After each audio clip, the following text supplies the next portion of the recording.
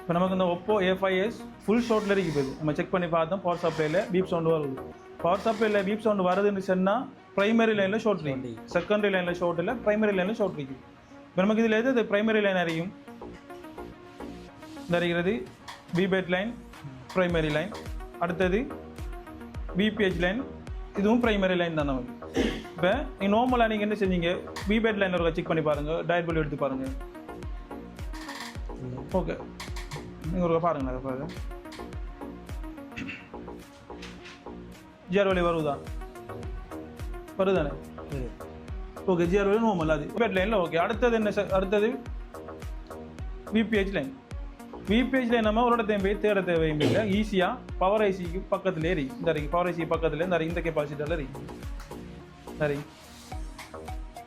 இந்த இதோ கொஞ்சம் பாருங்கள், இந்த தானே இந்த 5 கெப்பாசிட்டர்லையும் இது விபிஹெச் லைனுக்குரிய நமக்கு இதில் வரணும் 300-350 நார்மலாக ஜிஆர் வெளியே வரணும். அதில் செக் பண்ணி பாருங்கள், கருப்பால் செக் பண்ணி பாருங்கள். கெப்பாசிட்டர்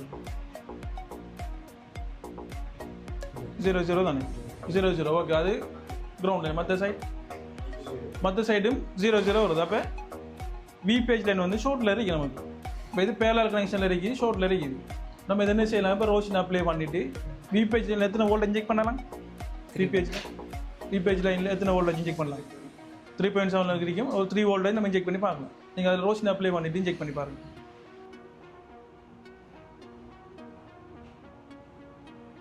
அப்ளை பண்ணியாச்சா? ஒரு 3 வோல்டேஜ் வந்து பவர் சப்ளை செட் பண்ணி இன்ஜெக்ட் பண்ணி பாருங்கள். சோப்பால் இதில் நான் ஒன்றில் இன்ஜெக்ட் பண்ணுங்கள். ஓகே, நமக்கு அந்த கெப்பாசிட்டர் ஃபஸ்ட்டுக்கு இருக்கிறது. நமக்கு இப்போ இது ஒரே டைமில் எல்லாம் மெல்ட் ஆகும். மெல்ட் ஆகி நம்ம எது ஃபஸ்ட்டுக்கு எது மெல்ட் ஆகுதோ அதான் போயிருக்கு. நமக்கு ஃபஸ்ட்டுக்கு எது மெல்ட் ஆகினா இங்கே தான் உள்ள இருக்கிறது மெல்ட் ஆகினிக்கு நம்ம இதை கலட்டிடலாம். இப்போ இந்த பேரல் கனெக்ஷனில் எத்தனை இருக்குது? 5 கெப்பாசிட்டர் இருக்குன்னு. 5ல் 1 மூணிக்கு சொன்னால் பிரச்சனை இல்லை. இதே இந்த கனெக்ஷனில் ஒரே ஒரு கெப்பாசிட்டர் இருக்குன்னு சொன்னால் நம்ம கட்டாயம் ரீப்ளேஸ் பண்ணி வைக்கணும். இப்போ இதுக்கு ரீப்ளேஸ் பண்ண வேண்டிய அவசியம் இல்லை. இதை கழட்டி விட்டால் நம்மள ஓன் ஆகும்.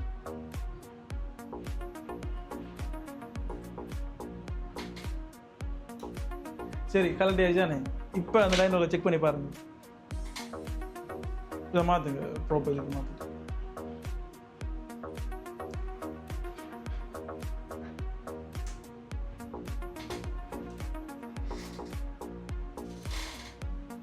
ஃபஸ்ட்டுக்கு நம்ம 2 தான் 6 போர்ட்லேயும் பவர் சப்ளைலையும் செக் பண்ணி பார்க்கலையே என்ன இஷ்யூன்னு சொல்லி விளங்கிடும். 2 இஷ்யூ தான்.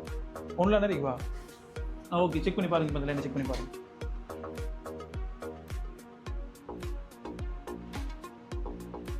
இப்போ என்ன ரீடிங் வருதா?